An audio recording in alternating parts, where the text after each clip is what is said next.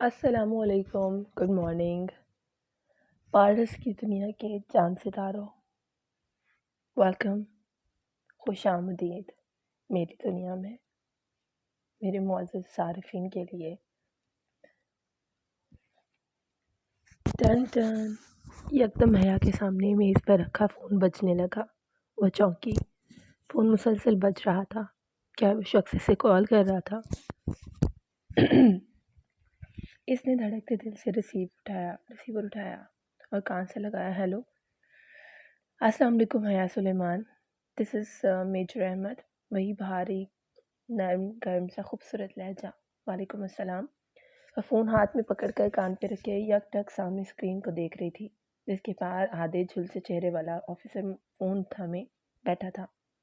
کیا یہ وہی میجر احمد تھا؟ میں امید کرتا ہوں ہم نے آپ کو زیادہ تکلیف نہیں دی۔ جی، اس کو گھٹن محسوس ہوئی۔ میرے سامنے لیپ ٹاپ پہ تمام سسٹم کھلا ہوا ہے۔ مجھے ایک کلک کرنا ہے اور آپ کی ویڈیو صفحہ ہستی سے یوں مڑ جائے گی جیسے کبھی بنائی ہی نہیں گئی تھی۔ دیوار کے پاس ایک دھندلے منظر میں بیٹھے اس آفیسر کے سامنے ایک لیپ ٹاپ کھلا پڑا تھا۔ وہ میجر احمد تھا، مگر سامنے کیوں نہیں آتا تھا؟ اور شہر کے ایک بندے سے میں یہ ویڈیو نکلوا چکا ہوں، بولیے حیا میں کلک کر دوں؟ اور وہ رپورٹ، وہ سمجھی وہ درج ہو گئی۔ اسے لگا وہ مسکرایا تھا، مگر آپ نے کہا تھا کہ مجھے رپورٹ کے لیے غلط کہا تھا، ایکسکیوز بنایا تھا۔ بعض اوقات بہانے بنانے پڑتے ہیں تب جب مزید صبر نہیں ہوتا، سمجھی؟ فون کو جکڑا اور اس کا ہاتھ پسینے میں بھیگ چکا تھا۔ یہ شخص اتنی عجیب باتیں کیوں کر رہا تھا؟ آپ ٹھیک کر دیں، بمشکل وہ کہہ پائی۔ وہ شخص چکا اور شاید بٹن دبانے، اور پھر واپس پیچھے ہو کر بیٹھ گیا۔ کر دیا۔ Thank you major Ahmed. اس کا گلا روننے لگا تھا۔ ایک بات پوچھوں؟ جی۔ کیا یہ ویڈیو جعلی تھی؟ نہیں تھی تو اصلی؟ تو آپ اتنی ڈر کیوں رہی تھی؟ ظاہر ہے یہ ہماری فیملی ویڈیو تھی، اور شادیوں پہ ڈانسز کی ویڈیو ہم نہیں بنواتے۔ کیوں؟ وہ در پہ در سوالات کر رہا تھا۔ کیا مطلب کیوں؟ شادی کی ویڈیو سرکولیٹ ہو جاتی ہیں ہر جگہ، کیا لگتا ہے کہ ہمارے ڈانس کی ویڈیو پرائے لوگ دیکھیں؟ مگر پرائے لوگ لائیو دیکھ سکتے ہیں غالباً۔ اس ویڈیو میں مجھے ویٹرز، مووی میکر اور ڈی جے نظر آ رہے تھے۔ کیا مطلب؟ شادیوں کی ویڈیو کو سرکولیٹ کرتی ہیں ہر جگہ، کیا اچھا لگتا ہے ہماری ڈانس کی ویڈیو پرائے لوگ دیکھیں؟ مگر مجھے وہ پرائے لوگ نظر آ رہے تھے۔ میں سمجھ نہیں پایا، اگر آپ اس طرح رقص کرنے کو صحیح سمجھتی ہیں تو ویڈیو کے نام باہر نکلنے پر پریشان کیوں تھی؟ چاہے movie maker, waiter, D J دیکھیں یا انٹرنیٹ پر موجود مرد، بات تو ایک ہی ہے۔ اگر آپ اس کو غلط سمجھتی ہیں تو آپ نے یہ کیا ہی کیوں؟ میں آپ کے سامنے جواب دینے وہ درستی سے بولی تو چند لمحوں کی خاموشی چھا گئی۔ ٹھیک کہا آپ نے۔ خیر، اس نے ایک گہری سانس لی۔ ایک بات پوچھوں؟ پوچھیے۔ اب کیس کی آواز میں اجنبیت دہرائی۔ کبھی کوئی آپ کے لیے جنت کے پتے توڑ کے لایا؟ ہم دنیا والوں کے لیے جنتیں کہاں دیکھی ہیں؟ میجر احمد، اس کے چہرے پر تلخی رقم تھی۔ تبھی ہم دنیا والے جانتے ہی نہیں ہیں کہ جنت کے پتے کیسے دکھتے ہیں۔ کبھی کوئی آپ کو لا دے تو انہیں تھام لیجیے گا، وہ آپ کو رسوا نہیں ہونے دیں گے۔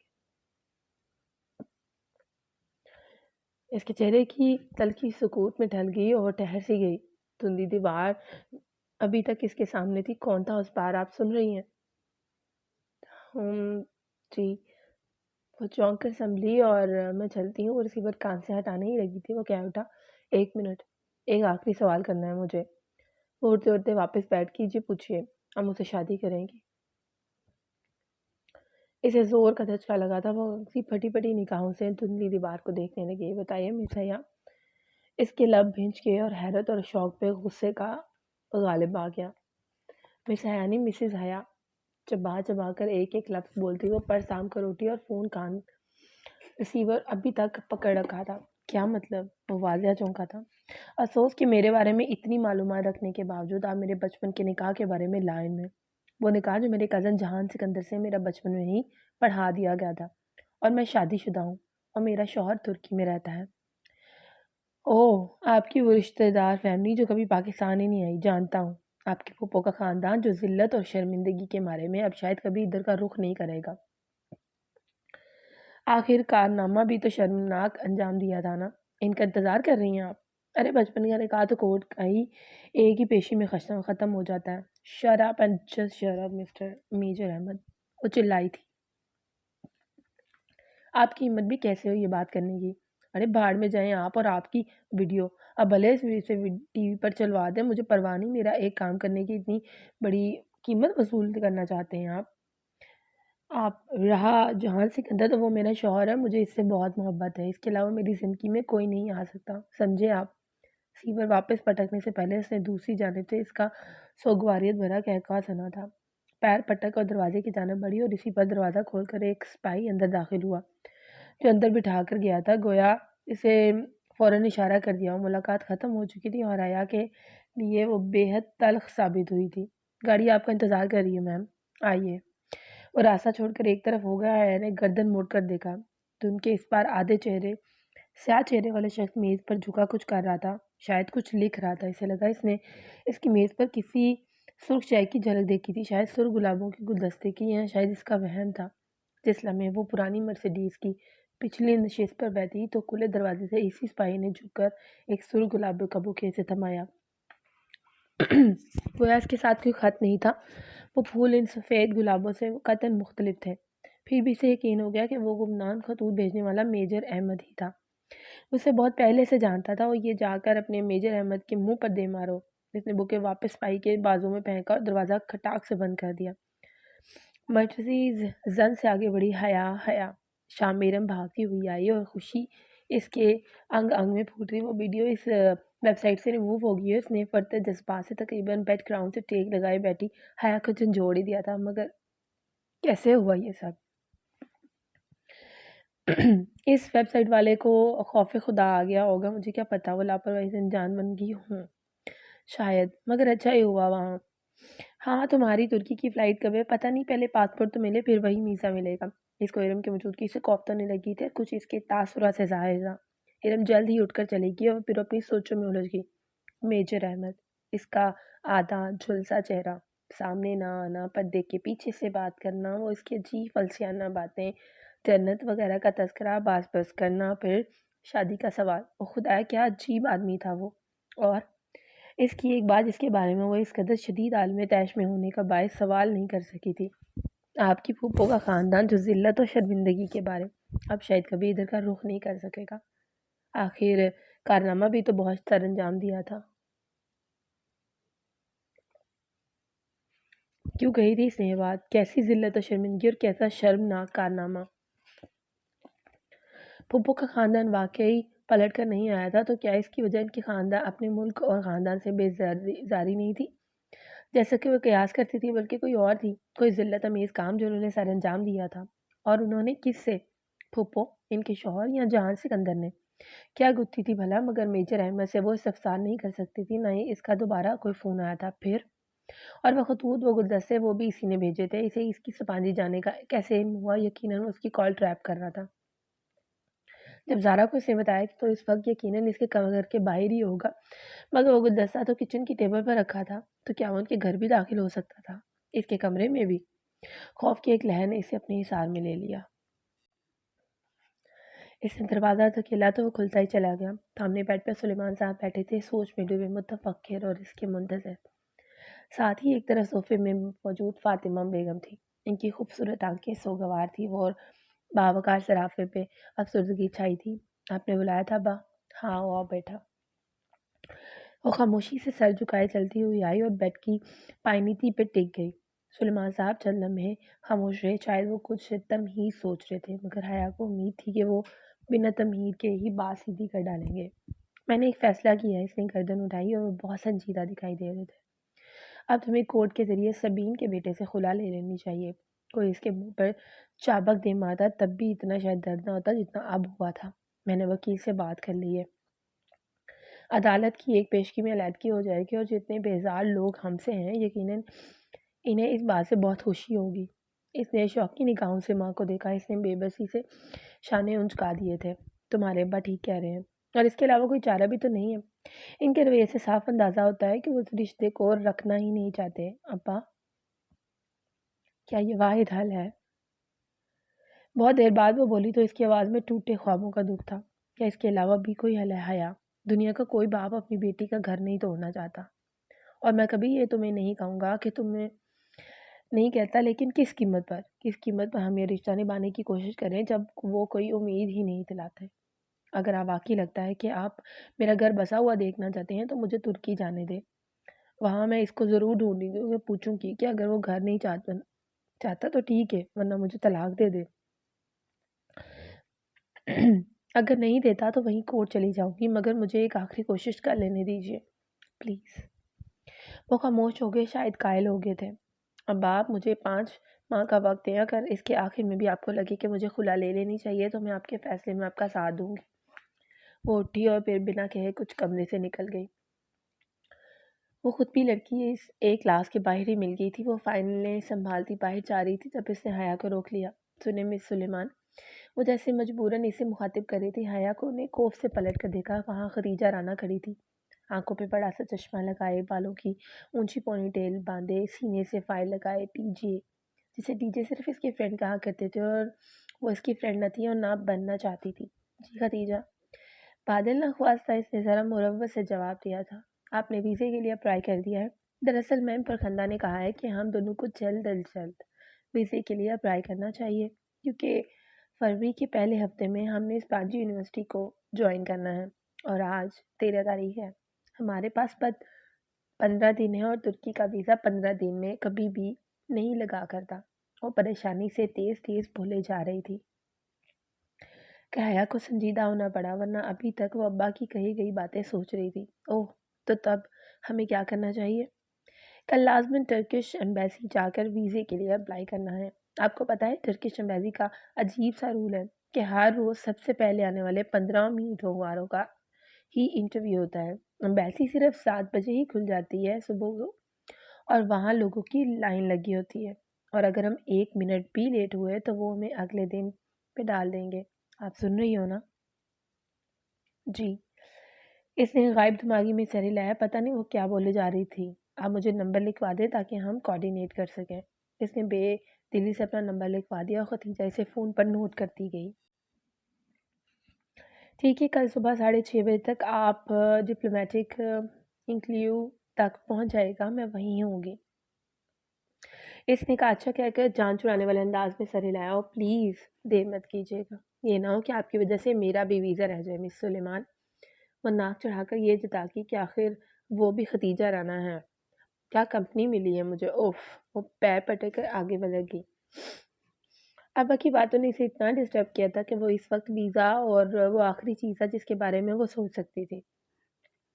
رات کی تاریکی کو دکانوں کے شیشے کی دیواروں سے چھلکتی روشنی کا روشن کیے ہوئے تھی۔ زرد روشنیوں کا عکس میں لمبی سیدھی سڑک پر بھی پڑا تھا، جس کے ایک طرف پارکنگ کی گاڑیوں کی لمبی قطار تھی تو دوسری طرف ایک چھوٹا سا چبوترا تھا۔ چبوترے میں بنا دن میں ایک بک فیئر کے سٹال لگا کرتے تھے اور آج کل وہ بند تھے۔ وہ جناح سپر تھا اور اس وقت زرد روشنیوں کے عکس سے چمکتی سڑک پر چل رہی تھی۔ سیاہ جیکٹ کی جیبوں میں ہاتھ ڈالے، شانوں پہ پھسلتے لمبے بال لیے، وہ سر جھکائے خود فراموشی کے عالم میں قدم اٹھا رہی تھی۔ ابا اور اماں کی کہی گئی باتیں اور دل و دماغ میں گونج رہی تھی۔ جہان سکندر کون تھا؟ اس کا منکو، کزن، شوہر، وہ شخص جس کے خواب اس نے ساری عمر دیکھے تھے۔ اتنی آسانی سے وہ کیسے اس سے دستبردار ہو جائے؟ کیا ابا اماں نہیں جانتے کہ وہ خواب اگر اپنے ہاتھوں سے توڑے جائیں تو انگلیاں بھی زخمی ہو جاتی ہیں؟ پھر کیسے وہ خود کو زخمی کر دے؟ اور اگر وہ جہاں اور سبین پھپھو پلے کے لیے کوئی ایک انچاہا رشتہ تھی تو بھی ان کو صفائی کا ایک موقع دیے بغیر کیسے خود کو انسلک کر لے؟ یہ مکھن نہیں تھا جس سے بال نکالنا تھا، یہ تو کانٹوں سے الجھا ہوا دامن تھا۔ اگر کھینچ کر الگ کیا تو دامن پھٹ جائے گا، اگر کانٹے نکالنے کی کوشش کی تو انگلیاں زخمی ہو جائے گی۔ اگر کیا پتہ اس کانٹوں کے پودے پہ گلاب بھی کھلتے ہوں، سرخ گلاب، سبز پتے اور رنگوں اور خوشیوں اور خوابوں کے۔ وہ سیٹی کی تیز آواز تھی جس نے اسے خیالوں کے ہجوم سے نکالا۔ اس نے چونک کر سر اٹھایا۔ وہ 3 لڑکے تھے، جینز اور جیکٹس میں ملبوس۔ وہ مختلف سمتوں سے اس کی طرف آ رہے تھے، یوں کہ ہر طرف وہی تھے، گہرا نرگاہ یا پھر تنگ دائرہ۔ جگہ قدرے سنسان تھی، خالی چبوترا تاریکی میں ڈوبا تھا۔ जगमगाती रोशन दुकानें ज़रा दूर थी और इसका दिल धक से रह गया। वो तेज़ी से पलटी मगर इधर से भी इन्हीं का चौथा आ रहा था। वो बम आवाज़ निकालते, मानी खेस इशारे करते इसके इर्द-गिर्द घेरा तंग कर रहे थे। दबी आवाज़ों का शोर इसको घेरने लगा था। वो करीब आते लड़कों के दरमियान से तेज़ी से सर झुकाए गुजरने लगी मगर दाएं वाले लड़के ने सब्र रफ्तारी से इसकी कलाई को थाम कर अपनी जानिब खींचा। अभी इसके लबों से चीख भी नहीं निकली थी कि आगे बढ़ने वाला खुद बौखलाकर पीछे हटा। टन की आवाज़ के साथ किसी ने इस लड़के के सर के पीछे हिस्से पे कुछ मारा था। मरन जोगे, बाजी को तंग करते हो, छोड़ूंगी नहीं मैं तुम्हें। वो ऊंची लंबी हट्टी कट्टी सी डोली हाथ में पकड़ा फ्राई पैन घुमा घुमा कर इनको मार रही थी। हया हक्की बक्की सी 2 कदम पीछे हुई। जिसको लगा वो सर पकड़े बिलबिलाता हुआ पीछे भागा। बाकी 2 भी साथ ही दौड़े और इसने ज़रा फुर्ती दिखाकर डोली को लात मारनी चाहिए। डोली ने इसी फ्राइंग पैन को घुमाकर ऐसी ज़रब दी कि इस लड़के का घुटना चटक उठा, शायद टूट गया था। कम से कम इसकी चीख से तो हया को यही लगा कि वह लंगड़ाता हुआ भाग उठा। आए बड़े साले डोली से पंगा लेते हैं। वो फातिहाना हाथ झाड़ते हुए भैया की तरफ मुड़ा। सफ़ेद आटे से गोया आटा हुआ चेहरा, आंखों के गिर्द लंबी काली स्याह लकीरें, खींच कर लाइनर लगाया हुआ और आंखों में नीले सबसे लेंसेज, गालों पे सुर्ख पाउडर और भड़कीला आई शेडो सुर्ख चोंच की तरह, लिपस्टिक और भूरे गोल्डन बालों की लटें सर पे लिए दुपट्टे से निकल रही थी। यकीनन विग थी जैसे कि वूमन होती है। पहली दफ़ा जब इसने डोली को देखा था उसे कराहियत हुई थी, दूसरी दफ़ा खौफ, और इस रोज़ ट्रैफिक जाम पे इसे गुस्सा देख कर आया था। और आज कुछ भी नहीं हुआ। खामोशी से तेज तेज सांस लेती इसको देख रही थी। छोड़ो जी इन हरामखोरों को बाजी, इनका तो काम ही यही है। मैं भी बड़ी देर से ताड़ रही थी इनको, पर मुझे क्या पता कि अपनी बाजी को तंग कर रहे हैं। आए बड़े। वो बूढ़ी बात सुने बगैर ही पलट गई। सीने पर बाजू लपेटे, सर झुकाए तेज तेज कदमों से चबूतर की जानिब बढ़ने लगी।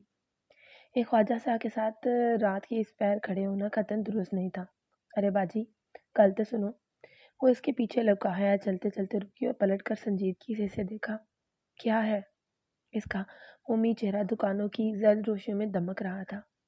हाय रे बाजी जी, तुसी किन्ने सोने हो जी। वो दोनों हाथ रुखसारों पर रखे खुशी से चहका।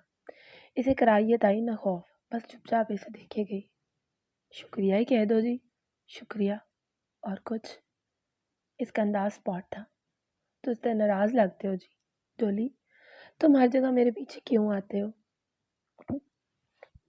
हाँ तो टेंशन ते नहीं दी, तानू हमेशा मदद ही की थी है। तुम्हें किसने कहा मेरी मदद को? किसने तुम्हें मेरे पीछे लगाया? बोलो, जवाब दो। डोली का मुंह आधा खुला रह गया। लेंस लगी आंखों में पहले हैरत और फिर आंसू उतरने लगे। किसी ने नहीं जी। बड़ी देर बाद वो दुख से बोला, मुझे आप अच्छी लगती हो इसलिए आपका ख्याल रखती हूँ। आपको बुरा लगता है तो नहीं आऊँगी। दफ्तर हया का फ़ोन बजा। इसने चौंक कर हाथ में पकड़े फ़ोन को देखा और इस पर प्राइवेट नंबर लिखा आ रहा था। वो पैर पटक कर चबूतरे की तरफ आई और पाँव लटका कर बैठ गई। फ़ोन अभी तक बज रहा था और इसने फ़ोन कान से लगाया और डोली को देखा जो छोटे छोटे कदम उठाता सिसकता हुआ इस तक आ रहा था। हेलो हेलो मिस हया, कैसी हैं आप? वो मेजर अहमद था और इसकी आवाज़ के पीछे बहुत शोर था। डोली आहिस्ता से इसे ज़रा फासले पर चबूतरे पर बैठ गया। सर झुकाए वो हथेली से आंसू पोंछ रहा था। खुदा के लिए मुझे फ़ोन मत किया करें, और ये जो बंदे आपने मेरे पीछे लगाए हैं ना, मैं इनमें से एक एक का खून कर दूंगी और इन सब के ज़िम्मेदार आप होंगे। मैं शादीशुदा हूँ और जल्दी अपने शौहर के पास चली जाऊंगी। मेरा पीछा छोड़ दें, समझे आप? मसीद कुछ सुने बगैर इसने फ़ोन रख दिया। तुसी घर वाले हो जी? टोली ने चेहरा इसकी तरफ उठाया। हाँ, तुम्हारे इस मेजर ने तुम्हें बताया नहीं? इसी ने मेरे पीछे लगाया ना तुम्हें। अल्लाह पाक की कसम ले लो, मुझे किसी मेजर ने नहीं भेजा, मैं तो खुद आता हूँ, अल्लाह की कसम जी। वो रोते रोते कह रहा था और हया के दिल को कुछ हुआ जैसे वो सच बोल रहा है। मैं किसी को जाकर आपकी बातें नहीं बताता, मुझे बड़ा प्यार है जी आपसे, कसम से। क्या वाकई प्यार होता है इस दुनिया में? नहीं, والا بینچ اسے دیکھے کہ کچھ تھا اس میں پراسرار، خوفزدہ کرتا مگر ترس اور ترحم آمیز۔ ٹھیک ہے مت رو، میں جی بڑا پیار کرتی ہوں آپ سے، اسی لیے آتی ہوں، پر تسی تے الزام لا رہے ہو نا۔ وہ سسکتے ہوئے اپنا سر پیٹنے لگا۔ اچھا نا اسٹاپ اٹ۔ وہ چپ چاپ بیٹھا اسے تکتا رہا جبکہ وہ سامنے خلاؤں میں گھولتی رہی۔ تسی جا رہے ہو کہیں؟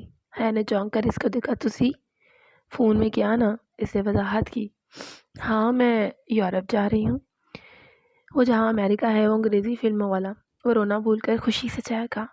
شاید وہ واقعی ایک عام خواجہ سے رہا تھا یا پھر کوئی بہت مکار اداکار۔ ہاں وہی، اس نے تردید نہیں کی۔ ادھر کون ہے جی؟ میرا شوہر رہتا ہے وہاں۔ وہ اپنے سامنے روشن دکانوں کی قطار کو دیکھ رہی تھی۔ کیسا ہے جی تہاڈا شوہر؟ میں نہیں جانتی ڈھولی، اگر میں جانتی ہوتی تو آج ادھر نہ بیٹھی ہوتی۔ اس کی لوپی پلکیں ذرا سی بھیگی اور بڑی بڑی سی آنکھوں میں پانی تیرنے لگا۔ پر جی تم دعا کرو ڈولی، وہ مجھے مل جائے۔ وہ آنکھوں کی نمی چھپاتے اٹھ کھڑی ہوئی۔ ملنا مقدر میں نہیں ہوتا۔ ڈولی نے سر اٹھا کر دیکھا۔ وہ انگلی کی نوک سے آنکھ کا کنارہ صاف کرتی سڑک کی طرف جا رہی تھی۔ ڈولی کی آنکھوں میں بے پناہ اداسی اتر آئی۔ خدا کرے وہ تمہیں کبھی نہ ملے ہے سلیمان۔ خدا کرے تم اس سے مایوس ہو کر جلدی واپس آ جاؤ۔ خدا کرے تم ادھر جا ہی نہ سکو۔ وہ تیز تیز قدم اٹھاتی آگے بڑھ رہی تھی جب اس نے ڈولی کو کہتے سنا، مگر نہیں، وہ ڈولی کی آواز نہیں تھی۔ وہ کسی مرد کی آواز تھی، بھرپور خوبصورت اداس آواز، ایسی آواز اس نے پہلے کبھی نہیں سنی تھی۔ وہ میجر احمد کی آواز سے زیادہ خوبصورت تھی اور اس میں جہاں سکندر کی اجنبی آواز جیسی بے رخی بھی نہ تھی۔ اس کے قدم زنجیر ہو گئے۔ تیزی سے اس نے گردن مڑی۔ وہ اندھیرے میں چھپا ڈوبا چبوترا خالی تھا، وہاں دور تک کسی کا نشان نہیں تھا۔ اندھیرے میں ڈوبا چبوترا خالی تھا، وہاں دور دور تک کسی کا نام و نشان نہیں تھا۔ زندگی میں پہلی بار اس کے اندر ڈولی سے دوبارہ ملنے کی خواہش نے جنم لیا۔ اسے جاننا تھا کہ ڈولی کون ہے، کیا ہے اور کیوں ہے۔ اس رات وہ بمشکل 2-3 گھنٹے تک سو سکی۔ پھر فجر کی اذان سے پہلے تیار ہو کر وہ ڈپلومیٹک انکلیو پہنچ گئی کہ ختیجہ کی بار بار کال آ رہی تھی۔ شکر ہے آپ آ گئی۔ ختیجہ اسے باہر ہی مل گئی اور اس کی اینک کے پیچھے چھپی آنکھیں فکر مند لگ رہی تھی۔ حیا سادہ شلوار قمیض اور سیاہ جیکٹ میں ملبوس تھی۔ لمبے کھلے بال کانوں کے پیچھے اٹھتے ہوئے تھے۔ وہ ختیجہ تک آئی۔ اب کدھر جانا ہے؟ اندر، یہ ٹکٹ لے لیتے ہیں، یہ ٹرکش ایمبیسی تک پہنچا دے گی۔ تبھی ایک عمر رسیدہ صاحب اور خاتون تیزی سے شٹر کی طرف بڑھتے دکھائی دیے۔ میری چھٹی حس کہہ رہی ہے کہ انکل آنٹی بھی ٹرکش ایمبیسی جا رہے ہیں۔ حیا جلدی کریں، ہمیں پہلے 15 منٹ میں سے ہونا ہے۔ وہ حیا کا ہاتھ پکڑ کر آگے بڑھی اور پھر خیال آنے پہ پوچھ لیا، اندر آئی ڈی کارڈ سے انٹری ہوگی؟ آپ آئی ڈی کارڈ اور پاسپورٹ لائی ہیں نا؟ حیا کا دماغ پٹ سے اڑ گیا۔ وہ رات اتنی ڈسٹرب رہی کہ بھول ہی گیا کہ پاسپورٹ تو مجھے آج ملنا تھا، وہ تو ابھی بنا ہی نہیں۔ حیا ختیجہ منہ کھولے ہکا بکا اسے دیکھ رہی تھی۔ ایم سوری، میں اور Khatija I am really sorry, میرے پاس تو پاسپورٹ نہیں ہے۔ اس کا سر گھومنے لگا تھا۔ وہ اتنی بڑی غلطی کیسے کر سکتی تھی؟ آپ کے پاس پاسپورٹ نہیں ہے تو آپ خود کیوں آئی ہیں؟ ہاں آپ کی وجہ سے میرا اسکالرشپ بھی رہ جائے گا، اتنا احساس ہے آپ کو؟ وہ پھٹی پڑی تھی اور شاید حیا اور جو اتنی مغرور اور خود پسند تھی، اسی شخصیت سے لباس تک ہر شے پرفیکٹ ہوتی تھی اور جس کی مثالیں اس کی کلاس فیلو دیا کرتی تھی، وہ ایک دم رو پڑی۔ ایم سوری ختیجہ، میرے کچھ پرابلمس ہیں میری لائف میں، میری لائف بہت ڈسٹرب ہو گئی ہے۔ وہ جلدی سے بے اختیار پڑنے والے آنسو صاف کرنے لگی۔ It's okay Khadija, I am sorry, مگر آپ جائیں، میں کل ٹرائی کر لوں گی۔ ختیجہ چند لمحے خاموشی پھر آہستہ سے بولی، آپ آئی ڈی کارڈ مجھے دیں۔ جی، اپنا آئی ڈی کارڈ مجھے دیں اور واپس جا کر پاسپورٹ آفس سے اپنا پاسپورٹ اٹھا کر لائیں۔ امید ہے آئی ڈی کارڈ سے آپ کی انٹری ہو جائے گی اور ہماری باری آنے تک آپ واپس پہنچ جائیں گی، مگر پاسپورٹ آفس تو پنڈی میں ہے، مجھے تو جاتے جاتے بھی 1 گھنٹہ لگ جائے گا۔ پاسپورٹ آفس تو کھلے گا ہی 9 بجے اور جب ایمبیسی 7 بجے کھل جائے گی۔ اس نے فکر مندی سے کلائی پہ بندی گھڑی دیکھی۔ یہ ناممکن ہے، میں کبھی بھی اتنی جلدی واپس نہیں پہنچ پاؤں گی کہ پہلے 15 میں سے ہو سکوں۔ حیا، میں نے زندگی میں ایک ہی بات سیکھی ہے کہ انسان کو کوئی چیز نہیں ہرا سکتی جب تک وہ خود ہار نہ مان لے۔ تم نے بھی کہا تھا مجھے۔ آپ ابھی سے ہار مان لینا چاہتی ہیں؟ لائیں آئی ڈی کارڈ دے، مجھے ان انکل آنٹی سے پہلے پہنچنا ہے۔ وہ اس کے ہاتھ میں پکڑا آئی ڈی کارڈ جھپٹ کر شیلڈر کی طرف دوڑتی ہوئی چلی گئی۔ جیسے آنکھوں کے کنارے پہنچے اور پھر کلائی پر بندی گھڑی کو دیکھا کہ اس کا ویزا لگ جائے گا یا ڈالر کی بد دعا پوری ہو جائے گی۔ وہ کبھی ترکی نہیں جا سکی، اسے کبھی جہان سکندر نہیں مل سکے گا، مگر ختیجہ نے کہا تھا کہ انسان کو کوئی چیز نہیں ہرا سکتی جب تک خود ہار نہ مان لے۔ اس نے سوچا اور وہ اتنی آسانی سے ہار نہیں مانے گی۔ بے دردی سے آنکھیں رگڑ کر وہ گاڑی کی طرف لپکی تھی۔ بہت ریش ڈرائیو کر کے وہ پنڈی آئی تھی۔ تقریباً 1 گھنٹہ اسے بند پاسپورٹ آفس کے باہر بیٹھنا پڑا۔ خدا خدا کر کے 9 بجے آفس کھلا تو وہ اندر بھاگی۔ شاید اس کی ہمت دکھانے کا حوصلہ تھا کہ 10 منٹ بعد وہ اپنا پاسپورٹ لے گیا۔ آفس کی بیرونی سیڑھیاں اتر رہی تھی۔ تبھی اسے کسی غیر شناسائی نمبر سے کال آئی۔ اس نے کسی خیال کے تحت فون اٹھایا۔ ہیلو، میں ختیجہ بول رہی ہوں، میرا فون تو باہر بھائی کے پاس ہے کیونکہ اندر سیل فون کی پرمیشن نہیں ہے۔ ابھی ایمبیسی کے گارڈ نے فون لے کر 100 منٹیں کر کے کال کر رہی ہوں۔ وہ ایک ہی سانس میں تیز تیز بولے گئی، آپ کدھر ہے؟ بس مجھے پاسپورٹ مل گیا ہے، میں آ رہی ہوں، میری انٹری ہوئی۔ اس نے گاڑی میں بیٹھ کر چابی گھمائی اور شکر ہے میں نے تیز بھاگ کر انکل آنٹی کو بائی پاس کر لیا۔ میں 4تھے نمبر پہ تھی اور آپ کی انٹری بھی کروا دی ہے، آپ کا 15واں نمبر ہے۔ اور شکر ہے، لیکن انہوں نے ان انکل آنٹی کو روک رکھا ہے، اگر نہ آپ آئی تو ان کا انٹرویو ہو جائے گا۔ اور آنٹی مسلسل تسبیح پڑھ رہی ہیں، اب جلدی سے آ جائیں۔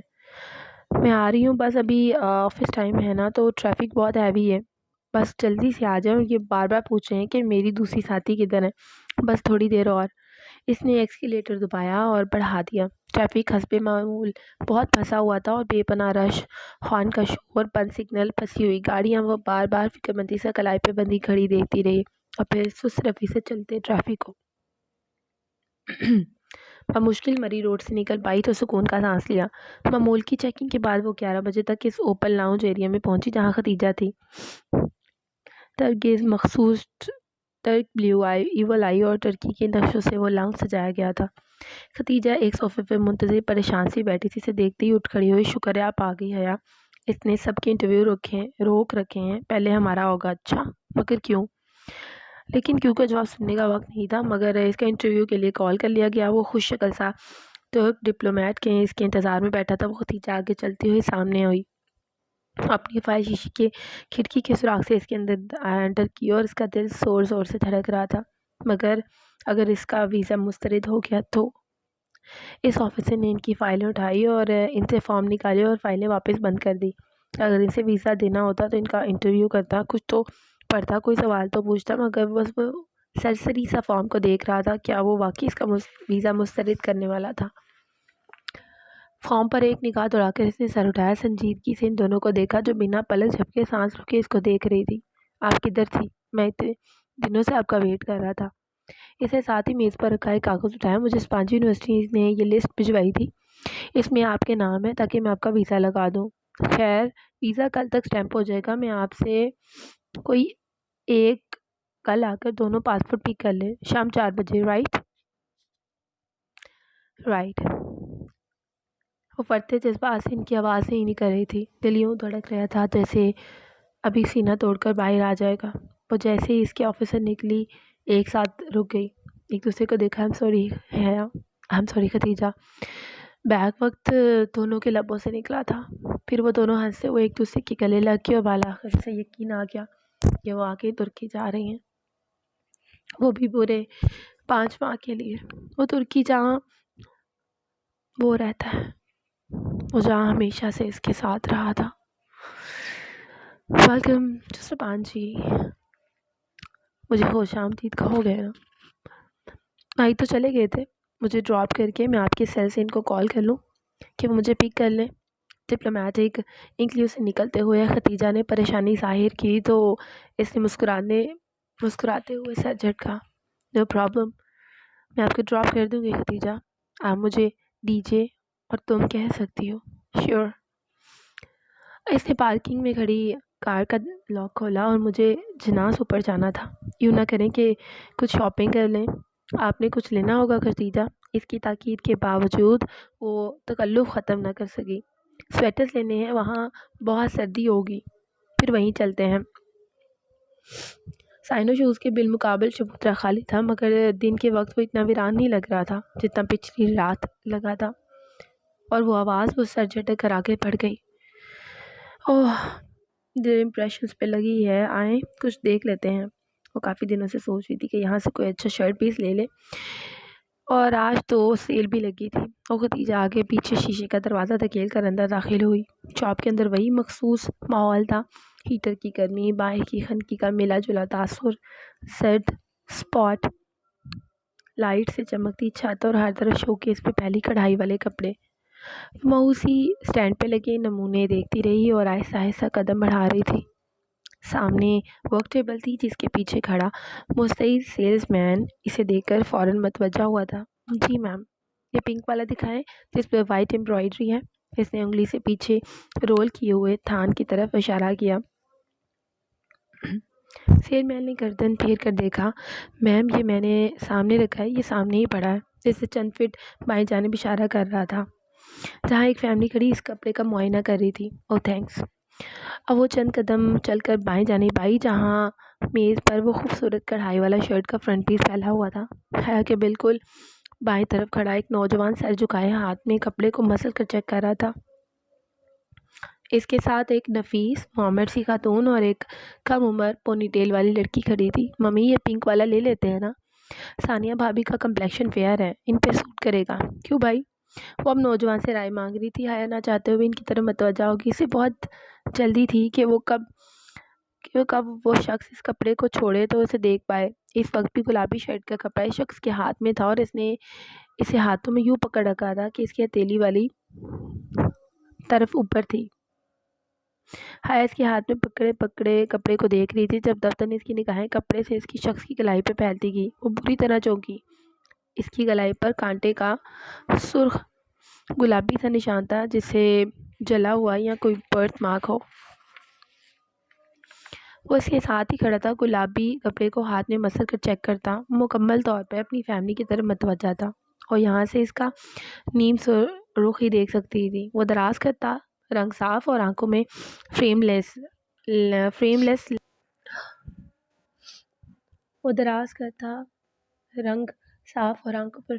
گلاسز تھے۔ چہرے پر متانت اور سنجیدگی تھی۔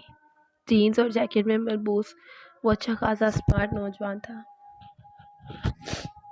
حیا نے دوبارہ اس کے ہاتھ کو دیکھا جس میں اس نے کپڑا پکڑا تھا۔ اسی پر اس کی بہن نے وہ کپڑا نرمی سے اپنی جانب کھینچا۔ گلابی ریشم اس کی ہتھیلی سے پھسل گیا اور اب اس کی انگلیاں سامنے تھی جن کے اوپری پوروں کی قدرتی لکیر پر بھوری سی لکیر پڑی تھی۔ اسے بے اختیار شیشے میں آئی وہ انگلیاں یاد آئی۔ بہت احتیاط سے اس نے ادھر ادھر دیکھا۔ خدیجہ قدرے فاصلے پہ کھڑی ڈمی کا لباس دیکھ رہی تھی اور آس پاس کوئی اس کے جاننے والا نہیں تھا۔ وہ یقیناً یہاں تماشا کر سکتی تھی۔ پنکی، اسے دانستہ قریب کھڑے نوجوان کی طرف دیکھ کر چہرہ کر کے بآواز بلند پکارا۔ وہ اپنی بہن کی سمت دیکھ رہا تھا، اتنے شاید سنا ہی نہیں، البتہ اس کی بہن حیا کو اپنی جانب دیکھتا پا کر کچھ بولتے بولتے رکی تھی۔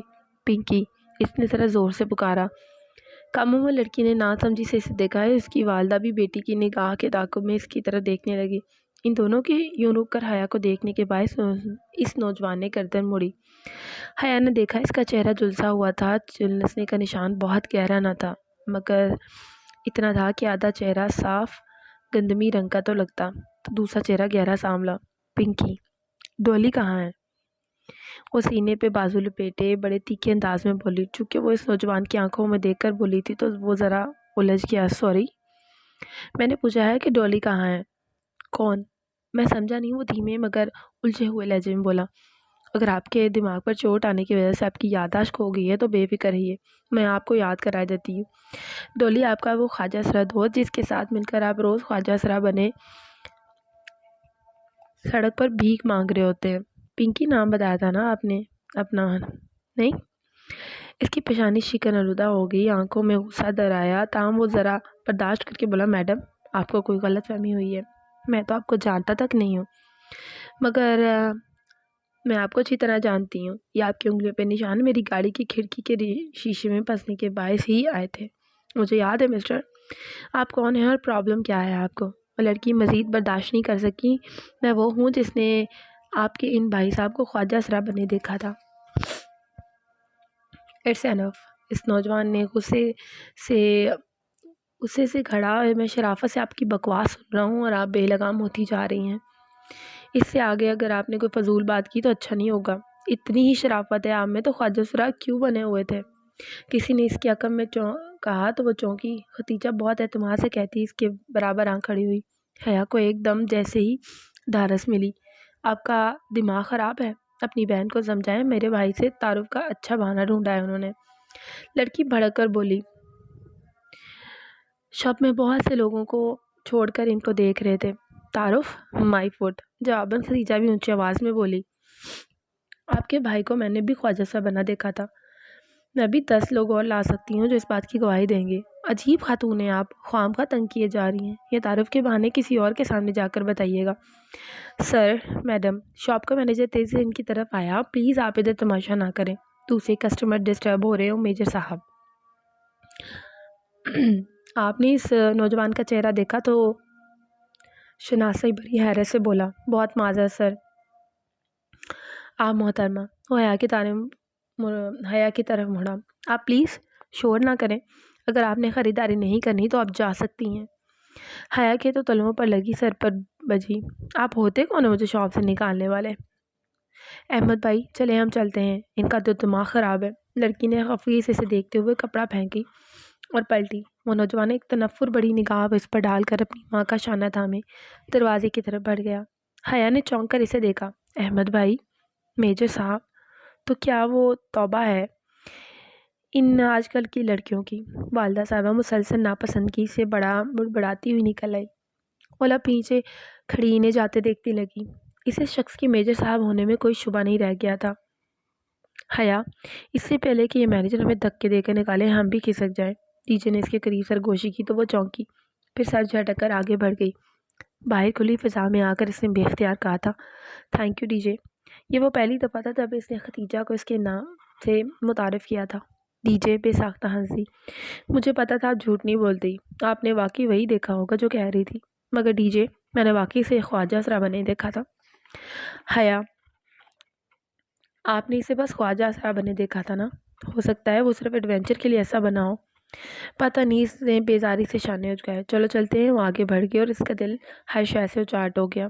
28 جنوری کو اسے اتحاد ایئر لائنز کی ٹکٹ ای میل کر دیا گیا تھا، جس کا اس کو پرنٹ نکلوانا تھا، اور پھر اسی ٹکٹ سے اسے 5 فروری کی صبح استنبول کے لیے روانہ ہونا تھا۔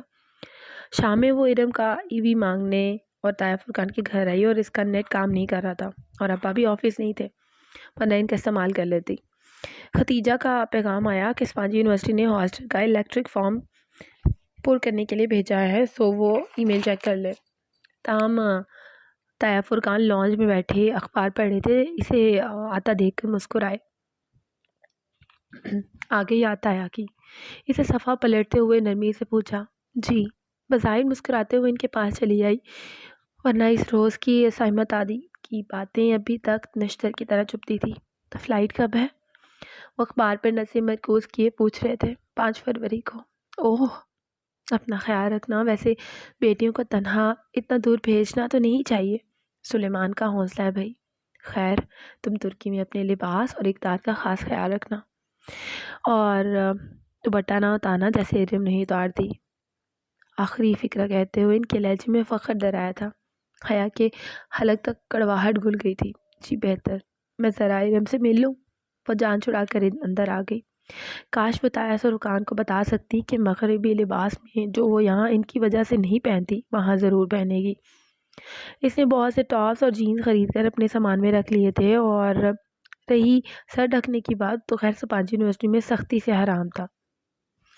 شکر ہے ارم کمرے میں نہیں تھی اور باتھ روم کا دروازہ بند تھا۔ وہ اندر سے پانی گرنے کی آواز آ رہی تھی۔ وہ بے دلی سے اس کے بیڈ پہ بیٹھ گئی، اور ارم شاور لینے میں بہت دیر لگاتی تھی، سو مجبوراً اسے انتظار کرنا تھا۔ تب تک سیل فون کی گھنٹی بجی۔ حیا چونکی۔ ارم کا سیل فون پر اس کے ساتھ ہی تکیے پر رکھا تھا۔ اس نے گردن جھکا کر دیکھا، سیل فون کی روشنی اسکرین پر ایک نیا پیغام جگمگا رہا تھا، ساتھ ہی بھیجنے والے کا نام لکھا آ رہا تھا، حیا سلیمان۔ وہ بے یقینی سے فون کی اسکرین کو دیکھنے لگی۔ کیا کسی نے ارم کو اس کے نمبر سے پیغام بھیجا تھا، یا ارم نے کسی کا نمبر اس کے نام کے ساتھ محفوظ کر رکھا تھا؟ حیا نے محتاط نگاہوں سے باتھ روم کے دروازے کو دیکھا اور فون پر 1-2 بٹن دبائے۔ پیغام لمحے پر بعد کھل گیا۔ میں کال کر لوں؟ صبح سے بات نہیں اور اب مزید انتظار نہیں کر سکتا۔ یہ دل اتنا مضبوط نہیں ہے جان۔ رپلائی۔ اس نے جلدی سے پیغام مٹایا اور سیل فون واپس تکیے پر الٹا کر کے رکھ دیا۔ ایک لمحے میں اسے سب کچھ سمجھ آ گیا تھا۔ ارم طائف فرقان کی اسکارف والی، سر ڈھکنے والی بیٹی اور ایک عدد بوائے فرینڈ کی مالک تھی، جسے لوگوں سے چھپانے کے لیے اس نے حیا سلیمان کا نام دے رکھا تھا۔ تبھی وہ اس رشتے پہ خوش نہیں تھی۔ حیا کو یاد آیا۔ وہ مزید بیٹھنے وہاں سے نکل گئی اور اس نے طائف فرقان سے مانگ لیا، مگر جاتے جاتے ایک طنزیہ احتساب بڑی مسکراہٹ کے ساتھ ان کو ضرور دیکھا تھا۔ کاش وہ ارم کے حجاب کا پول کھول سکتی تھی تو طائف کی شکل دیکھنے والی ہوتی۔ حجاب اوڑھنا یا نقاب کرنا کردار کی پختگی کی علامت نہیں ہے، اس نے بے اختیار سوچا تھا، تبھی وہ ایسا سوچتی تھی۔ اسپانجی یونیورسٹی میں اس نے اس کے ہاسٹل کے متعلق ترجیحات جاننے کے لیے ایک سوال نامہ بھیجا تھا۔ لیپ ٹاپ گود میں رکھے وہ بیڈ پر نیند دراز دلچسپی سے سوالات پڑھتی، صرف اپنے موڈ بہتر کرنے کے لیے مزے کا خیز جوابات دینے لگی۔ کیا آپ اپنی کسی ہم وطن ایکسچینج اسٹوڈنٹ کے ساتھ کمرہ شیئر کرنا چاہیں گی؟ بالکل بھی نہیں۔ اس کی انگلیاں تیزی سے لیپ ٹاپ کی کنجیوں پر حرکت کر رہی تھی۔ کیا آپ اسموکنگ کرتی ہیں؟ بالکل کرتی ہوں۔ ڈرنکنگ کرتی ہیں؟ وہ بھی کرتی ہوں۔ آپ کس قسم کی طبیعت کی مالک ہیں؟ سخت، جھگڑالو اور خونخوار۔ وہ مسکراہٹ دبائے جواب لکھ رہی تھی۔ جب صفحہ ختم ہوا تو اس نے نیکسٹ کو دبایا۔ سوچ رہی تھی کہ اگلے صفحے کے جوابات پر کر کے اس فارم کو منسوخ کر دے گی۔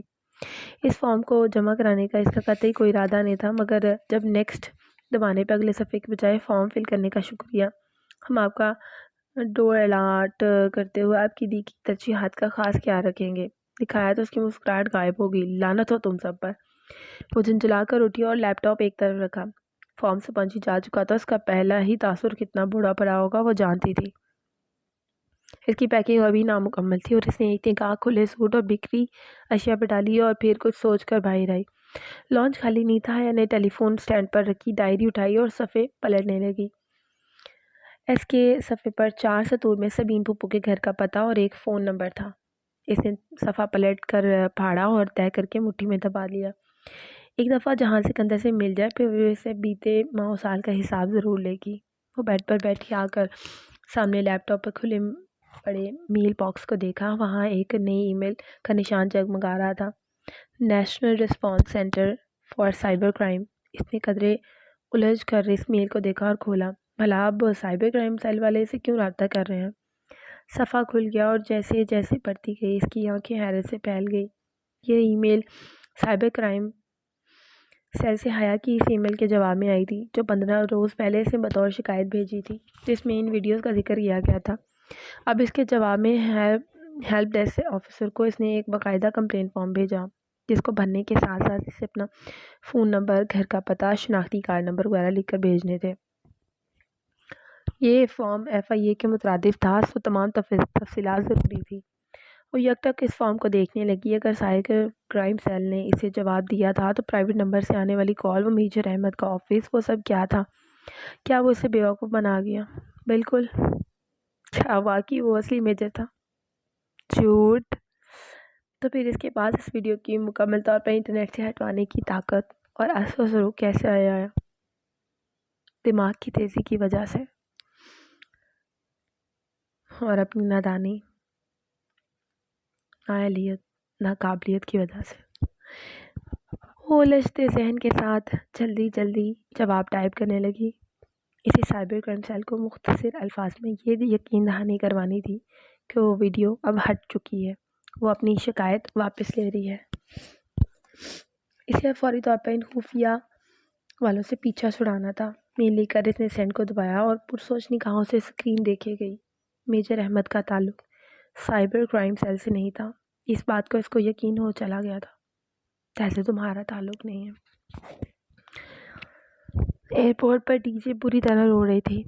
اس کے والدین اس کے ساتھ کھڑے اسے تسلی دے رہے تھے۔ حیا کچھ دیر تو اسے چپ کروانے کی کوشش کرتی رہی، پھر راضی سی ہو کر قدرے فاصلے پر جا کھڑی ہوئی، جیکٹ کی جیبوں میں ہاتھ ڈالے بڑے سکون سے ڈی جے کو دیکھتی رہی۔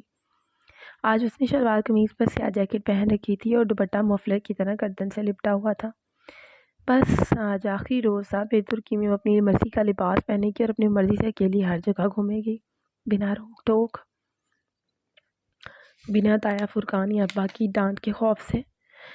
اس وقت رات کے 11:30 بج چکے تھے اور ان کی فلائٹ اگلی صبح 5 فروری کی تھی۔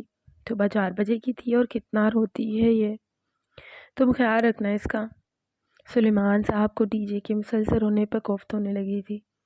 جب تک وہ واپس ہوئی ڈی جے روئی جا رہی تھی اور اس کے آنسو تب جا کر تھمے تھے جب اتحاد ایئر لائنز کی وہ پاکستانی نژاد آفیسر کے پاس آئی اور بہت شائستگی سے اس کو مخاطب کیا۔ میڈم، آپ لوگ پلیز اپنے ڈاکیومنٹس اور لیپ ٹاپ سوٹ کیس سے نکال کر ہینڈ کیری میں رکھ لیں، تاکہ اگر آپ کا سامان گم بھی ہو جائے تو کم از کم ڈاکیومنٹس محفوظ رہیں۔ ایویں سامان گم ہو جائے؟ ہتھیلی کے پوچھتے آنسو صاف کر کے ٹی جے نے غصے سے کہا۔ وہ سارا رونا بھول گئی تھی اور ہم نے ہینڈ کیری میں اتنا بوجھ نہیں اٹھانا۔ میم یہی بہتر ہے کیونکہ بعض اوقات سامان گم بھی ہو جایا کرتے ہیں، کہیں یہ نہ ہو کہ بعد آپ کسی مسئلے سے دوچار ہوں۔ وہ اس ترک ایئر لائن میں کام کرنے والی ایک پاکستانی لڑکی تھی اور ان کی پہلی دفعہ بین الاقوامی فلائٹ لینے کے پیش نظر کہہ رہی تھی، اور حیا بھی مان جاتی مگر ڈی جے اڑ گئی۔ ہرگز نہیں، ہم نے اتنا بھاری ہینڈ کیری نہیں اٹھانا، پلین میں آپ کو نہیں اٹھانا پڑے گا۔ آفیسر کی شائستگی برہمی سے بدلنے لگی۔ پلین میں جانے تک تو اٹھانا پڑے گا نا، پھر تو ترکی میں آپ پر اللہ ہی رحم کرے۔ وہ پیر پٹکتی چلی گئی تو ڈی جے نے اپنی متورم آنکھوں اور فاتحانہ مسکراہٹ کے ساتھ حیا کو دیکھا اور انگلی سے اپنے آنسو صاف کرتے ہوئے اینک پیچھے کی۔ انسان کو کوئی چیز نہیں ہرا سکتی جب تک وہ خود ہار نہ مالے۔ حیا بے اختیار ہنسی اور اسے ڈی جے کی بات اچھی لگی تھی۔ فلائٹ میں ان دونوں کو نشستیں ایک ہی کتاب میں ملی اور درمیانی راستے کے دائیں طرف جڑی 3 نشستوں میں سے کھڑکی کے ساتھ والی حیا کو ملی اور راستے والی نشست ڈی جے کو، اور درمیان والی نشست خالی تھی۔ کیا ہی مزہ آ جائے حیا اگر اس سیٹ پہ کوئی ہینڈسم اور چارمنگ سا لڑکا آ کر۔ ڈی جے کے الفاظ ادھورے رہ گئے۔ ایک بھاری بھرکم پاکستانی بوائے جو 2 پیس میں بے حد پھنسے لگ رہے تھے اطمینان سے چلتے ہوئے آئے اور دھپ سے ان دونوں کے درمیان میں بیٹھ کے حیا ذرا غیر آرام دہ محسوس کر مزید کھڑکی کی طرف کھسک گئی اور ختیجہ مخالف سمت میں، مجھے عثمان شبیر کہتے ہیں۔ شیخ عثمان شبیر، اپنی بھاری آواز میں خوش دلی سے گویا ہوئے۔ نائس۔ حیا بظاہر اپنے چھوٹے سے گولڈن کلچ کو کھول کر کچھ تلاش کرنے لگی۔ یہ وہی کلچ تھا جو بائی اور کی مہندی پر اس نے گولڈن لہنگے کے ساتھ لیا تھا۔ گڈ۔ ڈی جے نے میگزین اٹھا کر چہرے کے سامنے پھیلا لیا۔ میں ترکی سے آیا ہوں، دراصل وہیں رہائش پذیر ہوں، میری بیوی اور بیٹا بھی وہیں رہتے ہیں۔ حیا مزید اپنے پرس پر جھکی اور ڈی جے نے میگزین چہرے کے اتنا قریب کر لیا کہ اس کی ناک صفحات کو چھونے لگی۔ مگر وہ میرا بیٹا نہیں ہے، جانتی ہوں وہ کس کا بیٹا ہے۔ مزید نظر انداز کرنا بیکار تھا۔ حیا نے رخ عثمان شبیر کی جانب موڑا اور ڈی جے نے بزارگی سے میگزین نیچے کر لیا۔ آپ بتائیں کس کا بیٹا ہے وہ؟ عثمان شبیر کو شاید صدیوں سے کسی سامع کی تلاشی، اور وہ داستان حیات فوراً ہی سے شروع کر بیٹھے۔ ڈی جے مسلسل جمائیاں روک رہی تھی اور حیا شاید مسلسل متلی محسوس کر رہی تھی۔ وہ کل صبح کی جاگی ہوئی تھی اور اب اس صبح کے 5:30 بج رہے تھے۔ اوپر سے جہاز کا سفر اس نے ڈی جے کے سامنے ظاہر نہیں کیا تھا کہ وہ پہلی بار جہاز میں بیٹھ رہی ہے۔ آخر ڈی جے کیا سوچتی کہ ایسی لڑکی ہے، کبھی ہوائی سفر ہی نہیں کیا، اب کیا بتاتی کہ کبھی کوئی ایسی صورت ہی نہیں بن سکی۔ اس سمے مستعزاد سالم کی عالمناک داستان جو مختصر کچھ ایسے تھی کہ ان کی بیگم عرصہ 30 سال سے ترکی میں رہائش پذیر تھی جبکہ اولاد نہیں تھی۔ اس لیے انہوں نے عثمان صاحب کے ایک کزن کا بیٹا گود لیا تھا۔ وہ بیٹا بے جا لاڈ پیار سے خاصا بگڑ چکا تھا، سو اس صورتحال کو سنوارنے کے لیے انہوں نے کچے کو میں رہائش پذیر اس بھانجی سے اس کا رشتہ کر دیا تھا، جس پہ آدمی فیل بھانجی صاحبہ بہت خوش اور بیٹا بہت ناراض تھا، اور اس کے بیشتر یہ کہ وہ اپنی پاکستان آمد کی وجہ سے بیان کرتے مینیو کارڈ آ گئے وہ دونوں پھر سے تازہ دم ہوگی مینیو پہ کچھ نام جانے پہچانے اور کچھ اردو سے ملتے جلتے تھے. جبرالودا، سبز کٹلیٹس، پنیر جلفریزی، سادہ پراٹھا، تیکھی بریانی، اسماک، سڈیاسٹ وغیرہ وغیرہ وغیرہ. حیا نے ڈی جے کی طرف سوالیہ نگاہوں سے دیکھا. درمیان میں موجود بھاری بھرکم دیوار کے باعث واقع ہو کر بیٹھی تھی. کچھ سمجھ میں نہیں آ رہا تھا کہ کیا منگوائیں. ٹرکش فوڈ بہت زبردست ہوتا ہے اور ترک لوگ کھانے کے بہت شوقین. میں بتاتا ہوں کیا منگواؤں. دونوں نے ایک دوسرے کو دیکھا اور پھر متبذب سے حیا نے ہتھیار ڈال دیے. بہت بہتر، بتائیے. وہ گہری سانس لے کر پیچھے ہو کر بیٹھ گئی. پہلے تو سیادت سماک منگواتے ہیں. یہ روایتی ترک چاول ہیں. سفید چاول، فرائیڈ رائس، فرائیڈ پیاز اور کاجو کے ساتھ، مشروم اینڈ چیز آملیٹ. جبرالو وہ بہت اعتماد سے آرڈر لکھواتے تھے، مگر جب کھانا آیا تو حیا کا دل خراب ہونے لگا. کھانے کی خوشبو سونگھ کر اس کا جی متلانے لگا. عثمان شبیر بڑے بڑے رقمے لیے مزے سے کھا رہے تھے. ٹی جے مشکل ایک چمچہ لے کر دوہری ہوئی اور حیا بھی بد مزہ ہو گئی تھی. اتنا پھیکا کھانا اس نے آج تک نہیں کھایا تھا. مشکل چکھ کر انہوں نے برتن پرے کر دیے. عثمان شبیر ابھی تک پوری دلجمعی سے کھا رہے تھے. عجیب سی خوشبو اس کے نتنوں میں گھس رہی تھی، اور اگر یہی ترک فوڈ تھا تو اسے لگا کہ ترکی میں 5 ماہ وہ بھوکی رہے گی. ایسا جی تو اس کا ڈرائیور بس میں بھی نہیں بتلاتا. جیسے ادھر ہو رہا تھا. وہ چہرے پر دوپٹہ رکھ کر سو گئی. اسلام آباد سے پورے 2.5 گھنٹے بعد انہیں ابو ظبی ایئرپورٹ پر اترنا تھا. وہاں قدر قیام کا تھا اور پھر استنبول. ابو ظبی اترنے سے پہلے کھڑکی کے پار زمین کا گولائی میں کٹا دکھائی دینے لگا. زمین کا وہ کھرا اتنا حسین تھا کہ اس کی ساری بیزار کی نیند بھاگ گئی. وہ مہوسی یک ٹک سی وہ منظر دیکھنے لگی. ابو ظبی ایئرپورٹ پر انہوں نے ٹرمینل 3 پہ لینڈ کیا تھا اور استنبول کی فلائٹ انہوں نے ٹرمینل 1 سے پکڑنی تھی، مگر پہلے فون گھر کرنا تھا. وہ دونوں آگے پیچھے تیز سے چلتی کالنگ کارڈ خریدنے لگی. 5 یوروز کا تسلات کا کارڈ خریدنا اور فون برتھ کی طرف بھاگی. قطار میں فون بوتھ لگے تھے اور حیا نے ایک ایک کر کے پہلے تینوں پہ کارڈ لگانے کی کوشش کی، مگر کارڈ تھا کہ ڈلنے کا نام ہی نہیں لے رہا تھا. اسے ایئرپورٹ پر فون بوتھ کا استعمال کرنے کا پہلا تجربہ تھا. کچھ سمجھ میں نہیں رہا تھا کیا کرے. حیا اس بندے کو دیکھو، جیسے یہ کارڈ آ رہا ہے ویسے ہی ڈالو. حیا نے اسے کونی ماری تو حیا نے پلٹ کر دیکھا. چوتھے بوتھ پہ ایک شخص ان کی طرف پشت کیے اپنا کارڈ ڈال رہا تھا. حیا کو دکھائی نہیں دے رہا تھا وہ کون سا طریقہ استعمال کر رہا ہے، تو ڈی جے کا ہاتھ ہمیں اس کے سر پر جا پہنچی. وہ ریسیور کان سے لگائے نمبر ملا رہا تھا. پلیز ہمیں یہ کارڈ ڈال دیں، میں اسے ڈال نہیں پا رہی. حیا نے کارڈ اس کی طرف بڑھایا اور چونک کر پلٹا. وہ سیاہ رنگت گھنگریالے بالوں اور اونچے قد کا نسلاً حبشی تھا. اس نے ایک ہاتھ سے کارڈ لیتے ہوئے ان دونوں لڑکیوں پہ نگاہ ڈالی. ایک سیاہ لمبے بالوں والی اور بڑی آنکھوں والی خوبصورت سی لڑکی جو جیکٹ کی جیبوں میں ہاتھ ڈالے کھڑی تھی. دوسری بڑے چشموں اور ڈھیلی پونی والی جس نے سویٹر طے کر کے بازوؤں پہ ڈال رکھا تھا. دونوں منتظر اسے ہی دیکھ رہی تھی. اچھا میں ذرا بات کر لوں پھر. اسے شاید کان سے لگے ریسیور میں کوئی آواز سنائی دی تھی، تبھی رخ موڑ گیا. وہ دونوں اس کی طرف کھڑی اسے دیکھتی تھی. اس نے انگریزی مخاطب ہوا تھا، مگر اب فون پر عربی میں بات کر رہا تھا. ٹیچر تو بور ہو کر ادھر ادھر دیکھنے لگی، مگر شرعیہ لا کے 5 برسوں نے حیا کو عربی اچھی طرح سکھا دی تھی. انٹرنیشنل اسلامک یونیورسٹی میں LLB کے پہلے برس میں ان کو عربی ہی سکھائی جاتی تھی، اور پھر ان کی کلاسز میں الجبرین اور مصری اساتذہ انہیں عربی میں ہی لیکچر دیا کرتے تھے. میں استنبول آ رہا ہوں، اور اب رخ پھیرے ہوئے قدر پریشانی سے کہہ رہا تھا وہاں شام تک پہنچ جاؤں گا. تم نے حارث کو ڈاکٹر کو دکھایا؟ اچھا کیا کہتا ہے ڈاکٹر؟ کر دوں گا پیسوں کا انتظام. جو کہا ہے بار بار ایک ہی بات مت دہرایا کرو جاہل عورت. تیسے اس کی دبی دبی سی آواز بلند ہوئی. ہاں میری عبدالرحمن سے بات ہوگی، اس کے کام کے لیے خوار ہو رہا ہوں، مگر وہ زیادہ رقم نہیں دے گا. ایک جگہ اور بات کی ہے. اس نے رک کر کچھ سنا، پھر مزید جھنجھلاہٹ سے بولا اچھا فون رکھ رہا ہوں، مرحبا. اس نے کھٹاک سے فون رکھا اور ان کی طرف پلٹا. Sorry girls. بمشکل چہرے پر بشاشت لاتے ہوئے وہ ان کا کارڈ لگانے لگا. پہلی ہی کوشش کامیاب ہوگی. وہ شاید کارڈ کو الٹا پکڑ رہی تھی. لیجیے. سیاہ فام نے ریسیور اس کی طرف بڑھایا، پھر ان سے ہٹ کر چلا گیا. بس ایک منٹ کال کریں گے. حیا نے نمبر ملاتے ہوئے ڈی جے کو تنبیہ کی. سلیمان صاحب نے پہلے ہی گھنٹی پر فون اٹھا لیا. وہ چپ ہوئی کہ نہیں؟ توبہ کتنا روتی ہے. جی ابا. وہ چپ ہوگی، پھر جلدی اپنی خیریت بتا کر فون بند کر دیا. ٹیچر نے بمشکل 1 ہی منٹ بات کی اور بعد میں بقیہ رقم دیکھی تو بمشکل 1 یورو استعمال ہوا، باقی 4 یوروز کا بیلنس ابھی موجود تھا۔ دونوں اپنی عجر اور کنجوسی پہ خوب پچھتائی کہ اب ابو ظبی سے نکل گئے تو یہ کارڈ کسی کام کا نہیں تھا۔ حیا نے اسے اپنے گولڈن پاؤچ میں ڈال دیا۔ اب انہیں اپنا سامان لینا تھا اور وہاں بہت سے ٹائر چل رہے تھے۔